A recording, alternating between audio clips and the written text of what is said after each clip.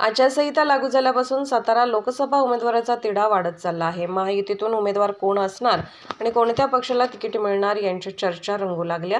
भाजपच्या पहिल्या आणि दुसऱ्या यादीत राज्यसभेचे खासदार उदयनराजे भोसले यांचे नाव नसल्याने समर्थकांमध्ये मोठ्या प्रमाणात नाराजीचा सूर पाहायला मिळाला।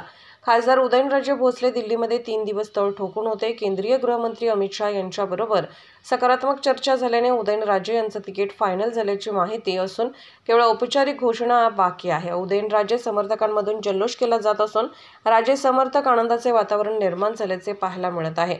उदयनराजे भोसले दिल्ली स्वारी करून साताऱ्यात दाखल होत आहेत। त्यांच्या स्वागताला सातारा जिल्ह्याच्या हद्दीवर शिरवळ या ठिकाणी महामार्गावर जेसीबी, क्रेन, ढोल, ताशा, डॉल्बी लावून जल्लोषात स्वागत करण्यात येणार आहे।